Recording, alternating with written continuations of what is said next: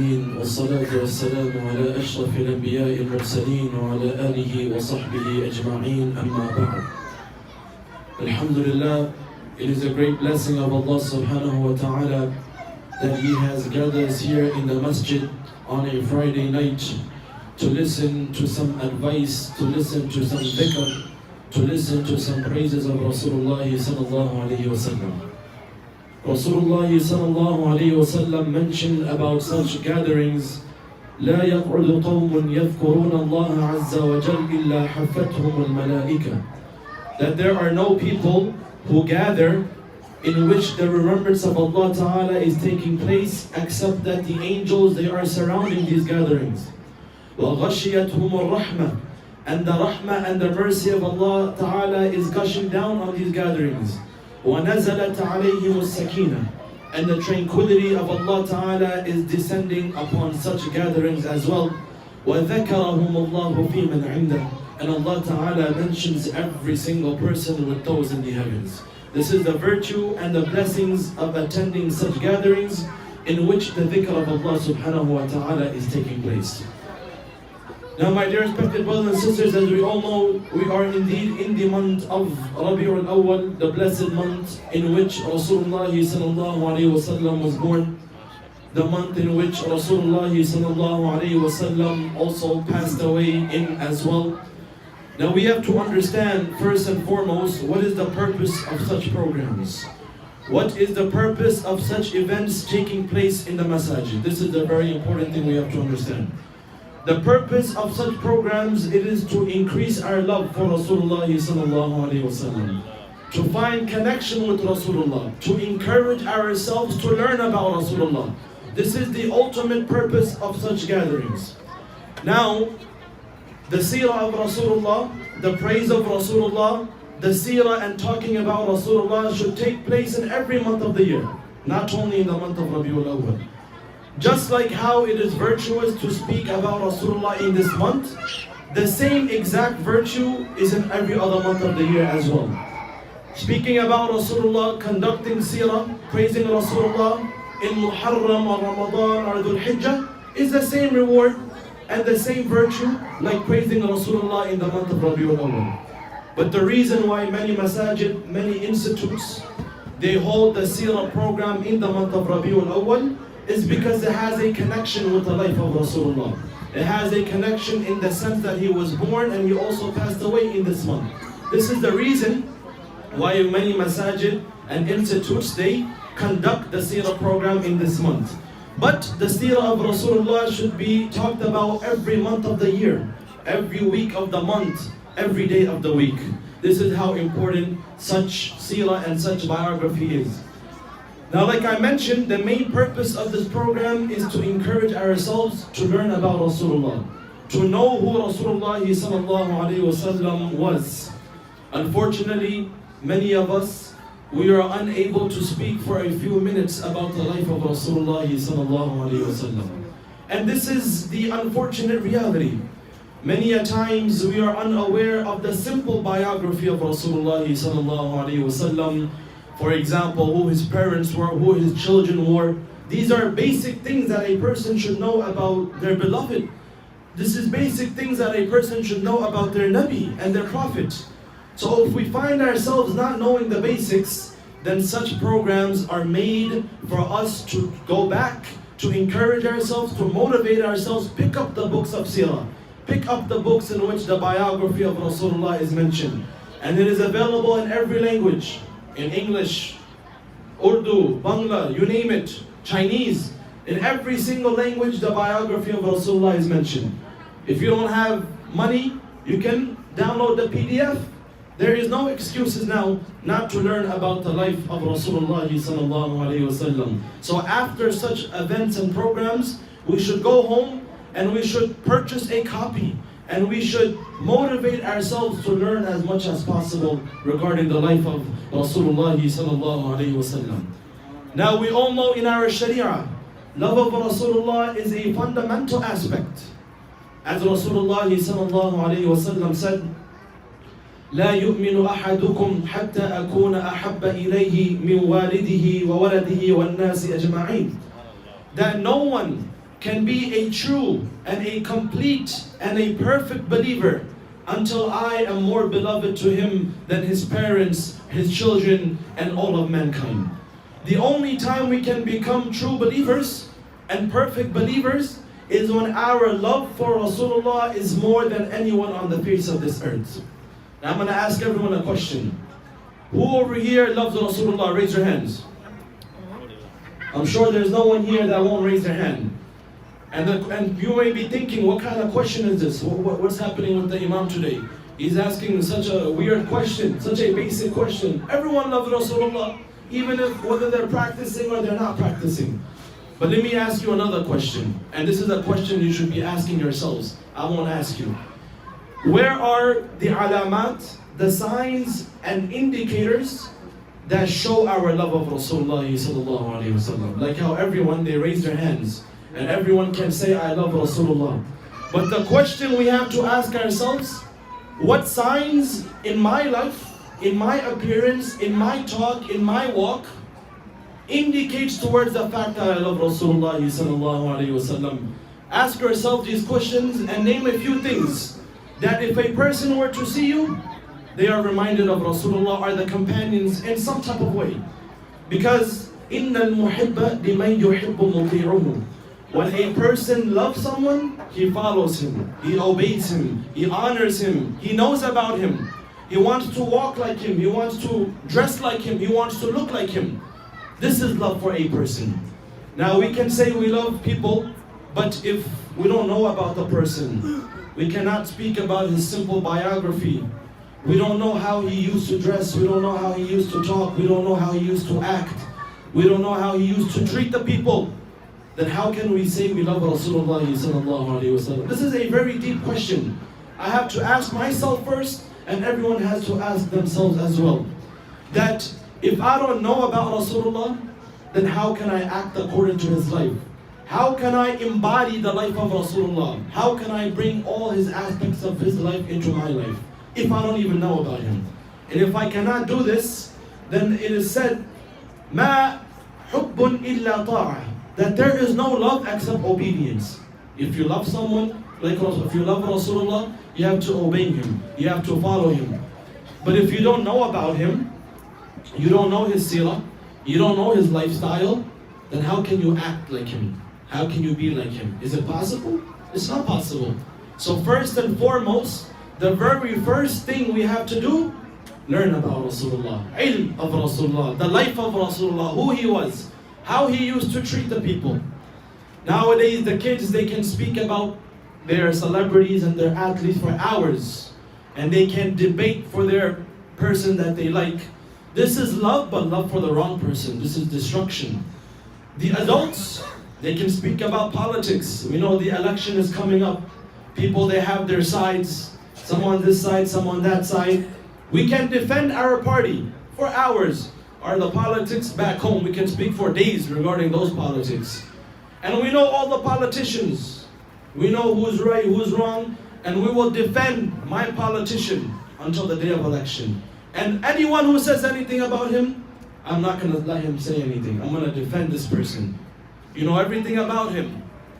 Can we do the same for Rasulullah sallallahu alaihi wasallam? This is a serious question. Can we do the same for Rasulullah? This is what these programs are for, to encourage and motivate ourselves to do the same for Rasulullah sallallahu alaihi wasallam. Allah subhanahu wa ta'ala said in the Quran, قُلْ إِن كُنْتُمْ تُحِبُّونَ اللَّهَ فَاتَّبِعُونِي. Say, if you love Allah, follow me. Yani follow Rasulullah. يُحْبِبْكُمُ اللَّهِ. Allah Ta'ala will love you.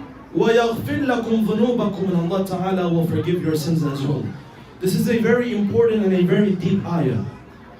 Allah Ta'ala is making His love and His forgiveness contingent and conditional upon ittiba' al-Rasul, upon following the sunnah of Rasulullah sallallahu alaihi wasallam.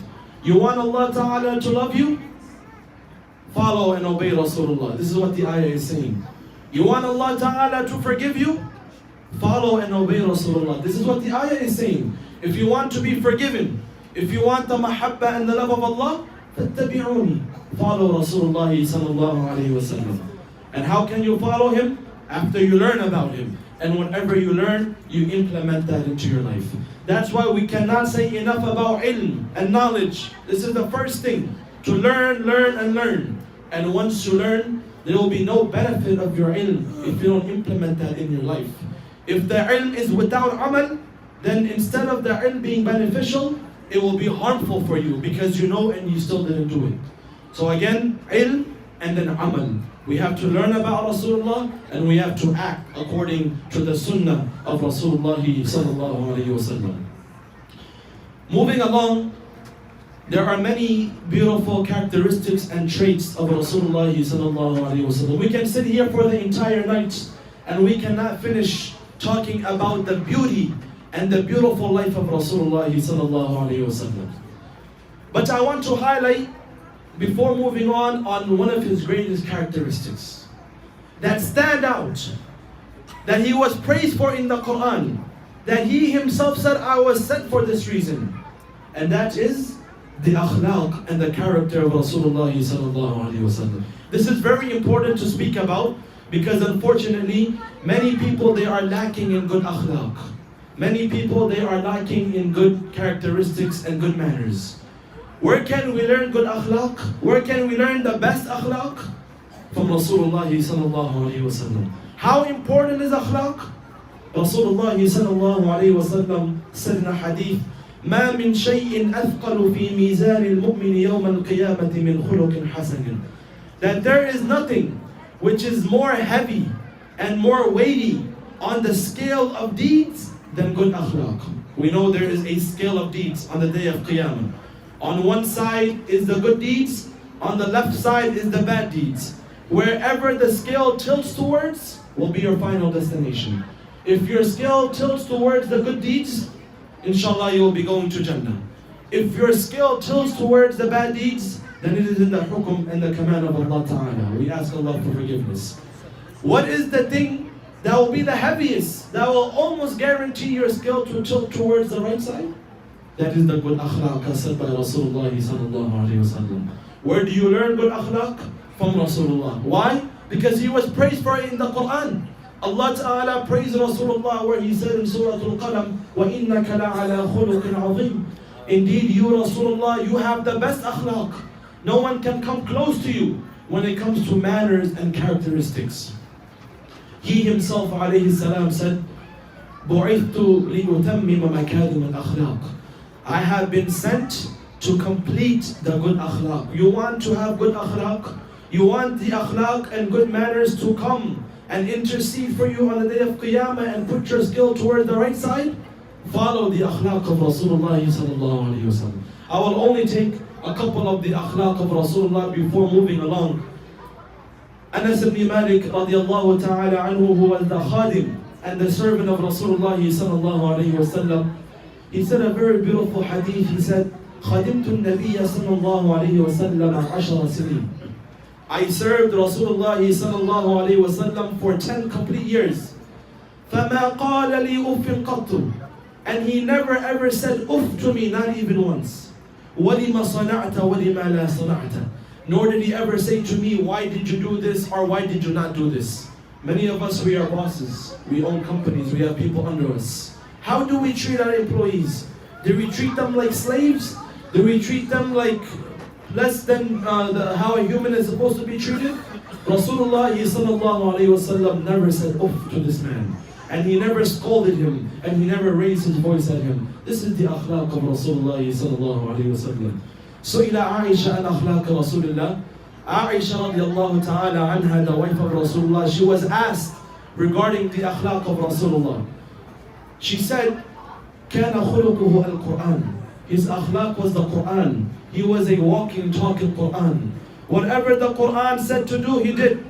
Whatever the Quran said stay away from, he stayed away from. This was the akhlaq of Rasulullah sallallahu alayhi wa sallam. لم يكن رسول الله صلى الله عليه وسلم فاحشا ولا لعانا ولا سبابا. Rasulullah sallallahu alayhi wa sallam neither had a foul mouth, nor did he curse anyone, nor did he speak any immodest language. This was the tongue of Rasulullah sallallahu alayhi wa sallam. Nowadays, After every other sentence, a curse is coming out of our mouth. After every other sentence, we are backbiting about someone. After every other sentence, we are looking down upon someone. After every other sentence, we are making fun of someone. Rasulullah sallallahu alayhi wasallam never hurt a single being with his mouth and with his tongue. This was the akhlaq of Rasulullah. Never hurt anyone through his tongue by backbiting, by looking down upon them, by making fun of them, by lying, by slandering. You will never find in the seerah, in the history, that something bad or evil came out of the mouth and the tongue of Rasulullah sallallahu alayhi wasallam. Also another ayah, Allah Ta'ala praised Rasulullah, فَبِمَا رَحْمَةٍ مِّنَ اللَّهِ لِنْتَ لَهُمْ. Because of the rahmah of Allah, you were merciful to them, Ya Rasulullah. Hundreds and thousands of people, they accepted Islam, not because Rasulullah came to them and said, I am the final messenger, I am warning you of a painful punishment, believe in the oneness of Allah. When he did da'wah like this to many people, as we're going to hear, many of them rejected him. But what was the main source of da'wah of Rasulullah? His akhlaq. He came to a barbaric nation. He changed people through his akhlaq. He made people accept Islam through his good characteristics and through his good mannerism. One Sahabi, he mentioned, لا ما رأيت رجلا أكثر تبسما من رسول الله. I've never seen a man more smiling and having more of a smiling face than Rasulullah sallallahu alayhi wa sallam. لا تحقرن من المعروف شيئا. Do not belittle any good deed, even if it is meeting your brother with a smiling face. Nowadays, many of us, we always have a frown. We are always angry. So I don't know what's the reason.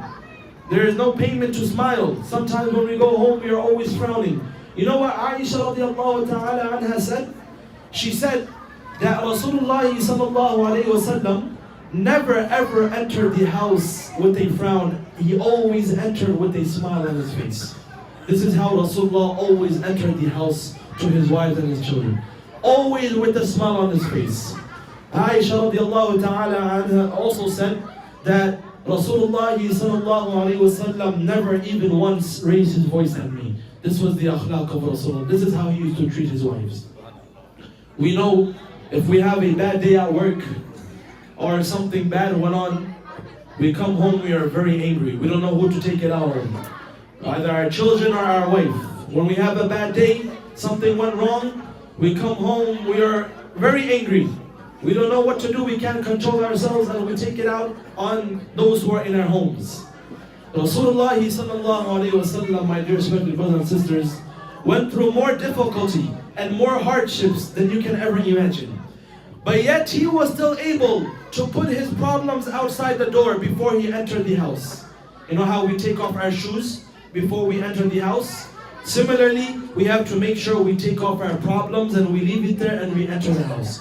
You cannot say, I had a bad day, that's why I am not smiling. No one had worse days than Rasulullah sallallahu alayhi wa sallam. Yet, he was able to enter the house with a smile and show good manners and akhlaq and show kindness and softness with those in his family as well. This is the akhlaq we have to learn from Rasulullah sallallahu alayhi wa sallam. Couple of things to mention before we end off. This kalima la ilaha illallah, this iman that has reached you and I, and we are all sitting here alhamdulillah as Muslims, it did not come to us easily. There was a lot of hardships, a lot of sacrifice, a lot of efforts that took place before us in order for this kalima to enter our hearts. And that was the sacrifice and the hardships of the Sahaba and of Rasulullah sallallahu alayhi wa sallam. The reason why I'm going to mention just a single of the hardships of Rasulullah, even though there were many, is because when we hear the hardships of Rasulullah, it will increase our love for him. For example, when we hear about the hardships our parents went through for us, when we hear what our mothers went through to bring us into this life, and what our mothers went through to raise us as a baby with all, with all the things we come with as a child, then we will appreciate our mothers more. We will respect them more. We will love them more. We will honor them more. We will listen to them more. When we learn and we hear about the hardships our fathers went through to put food on our table, to put a roof above our heads, we will appreciate our fathers more. We will love him more. We will listen to him more because of the hardships he went through for you and I. My dear respected brothers and sisters, Rasulullah sallallahu alayhi wasallam went through hardships for the best thing to come to us, the biggest ni'mah. There is no bigger ni'mah than that of the ni'mah of La ilaha illallah. And who went through that hardships for it to reach us? Rasulullah sallallahu alayhi wasallam. Yes, our parents and people around us, they went through a lot of sufferings for great things to come to us.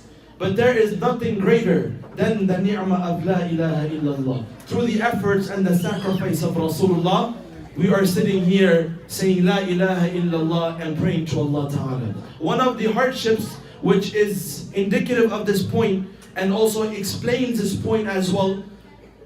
Where did Rasulullah sallallahu alayhi wasallam suffer the most? This was when he went to Taif. After years of persecution from the Quraysh, of the Meccans, and constantly calling them towards Allah, he said, they are not listening to me. Let me go to Taif. Perhaps the people of Taif, they may accept my call. And many of us, when we went for Umrah, we also visited the place of Taif. It is not too far away from the city of Mecca. So Rasulullah sallallahu alayhi wasallam, he made his way from Makkah al-Mukarramah to Taif, and he began calling the people towards the oneness of Allah. And he began calling people towards Tawheed, and that he is the final messenger, and he is warning them of the day of Qiyamah, and for them to simply accept Islam. He said, I am not coming here to ask for some money. I am not coming here for you to give me some honor and respect and make me a king or a leader. I am not asking for anything. I am simply asking you to obey Allah Ta'ala alone and to take me as your messenger, and I will lead you towards the straight path and the path towards Jannah. You know how they responded? Like I said, many people, when Rasulullah came with these types of words, they rejected him. And they rejected him in the harshest way imaginable. They said things such like the sorts of, could God or could Allah not send anyone better than you? These are very hurtful comments. These are very hurtful comments. They said, could Allah not have sent anyone better than you? Allah sent you as a prophet, look at you. These are very hurtful and very discouraging as well. And they began to mock him. They began to spit at him. The young children, they were spitting at him. The women were spitting at him. And they were throwing pebbles and stones and rocks at him as well, to such an extent that when he was running out of the city of Taif, out of severe persecution, his Mubarak shoe was filled with blood. Imagine, you do not start bleeding after a couple of rocks. You do not start bleeding after 2 or 3 rocks. It means there were many rocks and stones thrown at him for his Mubarak shoe to be filled with blood. And not only that, but he also became unconscious, laying on the ground. Habibullah Sayyidul Mursaleen, filled with blood, lying down unconscious. This is Rasulullah, what he went through. And there was Zayd ibn Haritha, his mutabanna, his adopted son, took him out of the city of Taif, and they went to the nearest garden. The nearest garden outside, they sat under the tree in that garden. Do you know who this garden belonged to? This garden belonged to Utbah ibn Rabi'ah. Who was Utbah ibn Rabi'ah, you may ask?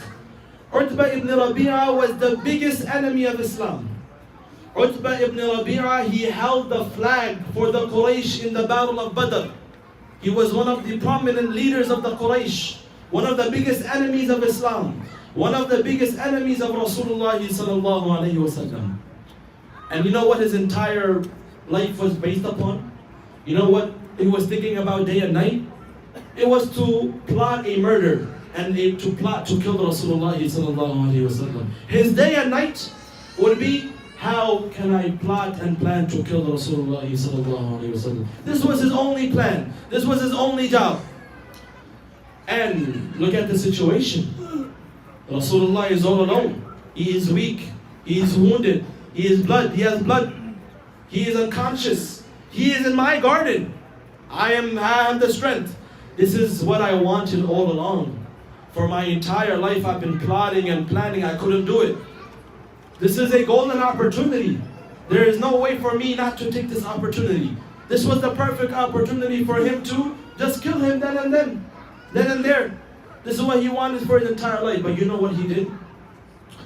He had his servant there by the name of Addas, and he told Addas, take these grapes and give it to that man.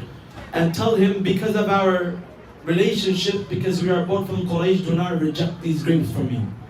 And Utbah ibn Rabi'ah, he began to cry and he began to shed tears, looking at the condition of Rasulullah sallallahu alaihi wasallam. He said, Ya Muhammad, what has the people of Ta'if done with you? Imagine, the enemies of Islam, those who hated him, they shed tears for Rasulullah sallallahu alaihi wasallam. When was the last time you and I, we shed a tear for Rasulullah sallallahu alaihi wasallam? We did durood upon Rasulullah sallallahu alaihi wasallam. The enemies of Islam, when they saw the condition of Rasulullah, he began crying. And this is where Rasulullah, when he was under the tree, he said, and he called upon Allah, he said, Ya Allah, you sent me to my enemies. You sent me to a disbelieving people. You see what is going on with me today, but I do not complain. I am pleased with whatever you will. And then and there, Jibreel alayhi salam, he came down. He said, Ya Rasulullah, say to destroy them, in a matter of seconds I will destroy all the people of Ta'if. I will take these two mountains and I will crush every single one of them. Imagine, when Rasulullah sallallahu alaihi wasallam was asked, where did you suffer the most persecution in your 23 years of prophethood? After revelation was given to you, he's undoubtedly Ta'if. This was the worst. This was the hardest. And we know Rasulullah, the hardships he went through. And he said this was the hardest. Imagine you and I, we were asked this question. Someone, he did something small to me. And someone said, do you want me to take revenge for you? What are you going to say? Yes, go ahead, I'm going to help you. These were people who made him unconscious. For what? He simply asked them to believe in Allah Ta'ala. He simply asked them to follow his sunnah so that they can go towards Jannah. Very golden chance for these enemies to be destroyed by a single yes of Rasulullah sallallahu alaihi wasallam. You know what he said? He said to Jibreel, لَعَلَّ اللَّهَ أَن يُخْرِجَ مِنْ أَصْلَابِهِمْ مَنْ يُوَحِّدُ اللَّهِ. These people, they are not Muslim, these people of Ta'if. They kicked me out of their city. But I have hope, and perhaps just one from their lineage will say, La ilaha illallah. Do not kill them. Maybe one person will accept Islam. And this is so happened after the battle of Hunayn. The tribe of Banu Thaqif, they were from Ta'if and they still inhabit the land of Ta'if as well. They played a very important role in the history of Islam, and they also spread towards parts of Asia and towards parts of Africa because of the dua of Rasulullah. Many of the people of Ta'if, including the Banu Thaqif, they accepted Islam later on. So the tree bore fruits as well. This was Rasulullah sallallahu alayhi wasallam. This is the meaning of rahmatul lil alameen, mercy to mankind. And where he said, bu'ithtu rahmatan, I have been sent as a rahmah and a mercy. I have not been sent as someone to punish people. I have not been someone to destroy people. And there is a very big lesson for us. What is the lesson? You and I, we have some small misunderstanding amongst one another. We have some small debate, small misunderstanding, but we won't speak to each other ever again. We separate, we make different jama'ats. We don't want to look at each other anymore. We don't want to say salam to each other anymore. For the smallest things, learn from Rasulullah. These people, what did they do to him? You cannot even imagine. But yet he was still able to forgive them. And because of his forgiveness, we saw what happened in the history of Islam. We cannot forgive for the smallest things. Very small, minute things we cannot forgive. This is what it means by learning from the Seerah of Rasulullah and adopting the Sunnah of Rasulullah sallallahu alaihi wasallam. I will end off by mentioning the mahabbah and the love that Rasulullah sallallahu alaihi wasallam he had for you and I. Rasulullah sallallahu alaihi wasallam was once sitting with his companions and he said that I wish to meet my brothers. I want to meet my brothers. The Sahabas, they said, Ya Rasulullah, what's wrong? Where are your brothers? Tell us what's going on, we'll take care of you. He said, Antum ashabi, you are my companions. Ikhwani alladhina amanu bi wa lam yarawni. My brothers are those who believe in me, but they have not yet seen me. Yani he's speaking about you and I. He called us his brothers. He had a wish and a desire to meet you and I. Imagine if Rasulullah were to come today and his wish was fulfilled. What would he say about the ummah that he had a longing and a desire to meet? Such an ummah which does not know the simple seerah. Such an ummah does not know the simple hardships he went through. What would he feel? What would he say if he were to come today? His feet would be swollen out of excessive prayer for the Muslim and his ummah in night prayer and tahajjud. And he said, أَفَلَا أَكُونُ عَبْدًا شَكُورًا? Should I be a grateful servant of Allah Ta'ala? On the day of Qiyamah, when every single person will say, Nafsi, Nafsi, Hatta al-Anbiya, the prophets, Nafsi, Nafsi, they will not worry about anyone else besides themselves. Only one being will say, Ummati, Ummati. Ya Allah, protect my ummah. Ya Allah, protect my ummah. And when the people, they trace back the voice, they will see it is Rasulullah sallallahu alayhi wa sallam praying for his ummah. The other Anbiya, Nafsi, Nafsi. Adam alayhi salam, Nafsi, Nafsi. Musa, Harun, Nafsi, Nafsi. Rasulullah, Ummati, Ummati. This was Rasulullah sallallahu alayhi wa sallam. Which ummah? That ummah which cannot even pray 5 times a day. That ummah which does not know the simple seerah of Rasulullah. That ummah which did not realize the hardships Rasulullah went through in the battle of Uhud, his family in the battle in Karbala, and all the hardships he went through. Rather, what he should have said was, take them away from me. I sacrificed my life for them. I sacrificed everything for them. Yet they did not tend to realize my sunnah and to follow my path. Take them away from me. This is what he should have said. But instead he would be saying, Ummati, Ummati. This is the love of Rasulullah for you and I. Aisha radiallahu ta'ala anha, once she asked Rasulullah, Ya Rasulullah, make a dua for me. And Rasulullah said, Allahumma gfir li Aisha ma taqaddama min dhanbiha wa ma ta'akharat wa ma asarrat wa ma a'lanat. That Ya Allah, forgive all the previous sins of Aisha. Forgive all the future sins of Aisha. Forgive all the sins that she has committed in public. And forgive all the sins that she have committed in private and in secret. She was so happy. And she was jumping up and down. Rasul said, what are you doing? Why are you so happy? She said, look at the powerful dua you made for me. You are Sayyidul Mursaleen, Habibullah, Rasulullah, and you made such a powerful dua for me. How do you not expect me to be happy? Rasulullah sallallahu alayhi wa sallam said, إِنَّهَا لَدَعْوَتِي لِأُمَّتِي فِي كُلِّ صَلَاةٍ. This is the dua that I make for my ummah after every single salah. This is the love of Rasulullah sallallahu alayhi wa sallam. إِنَّهَا لَدَعْوَتِي لِأُمَّتِي فِي كُلِّ صَلَاةٍ. This same dua that I made for you, which makes you so happy, is the same dua I make for my ummah every single day. Do we have the same love for Rasulullah sallallahu alayhi wa sallam? What words can we use to describe and praise Rasulullah sallallahu alayhi wa sallam? وَأَحْسَنُ مِنْكَ لَمْ تَرَ قَطُّ عَيْنِي. No eye has ever seen anyone more beautiful than you. This is the shi'r of Hassan ibn Thabit radiallahu ta'ala an, the poet of the Sahaba. He said, my eyes have not seen anyone more beautiful than you, Ya Rasulullah. وَأَجْمَلُ مِنْكَ لَمْ تَلِدِ النِّسَاء. And no woman has given birth to anyone more beautiful than you, Ya Rasulullah. خُلِقْتَ مُبَرَّأً مِنْ كُلِّ عَيْبٍ. You have been created without any faults, without any shortcomings, without any defects. كَأَنَّكَ قَدْ خُلِقْتَ كَمَا تَشَاءُ. As if you created yourself. The Sahaba, when they looked at Rasulullah, when they would look at him, they would think that he had the power to create himself. His appearance, his akhlaq, the way he used to carry himself. Imagine if we had the choice and we had the power to make our height, our body parts, we would be the most beautiful person. But this was how Rasulullah was. It's as if he created himself and he built himself. This is how perfect Rasulullah sallallahu alayhi wa sallam was. ما أنا مدحت محمدا بمقالتي ولكن مدحت مقالتي بمحمد. I am not praising Rasulullah through my words, because Rasulullah's honor is beyond the roof. My words are not adding to the honor of Rasulullah sallallahu alayhi wa sallam. ولكن مدحت مقالتي بمحمد.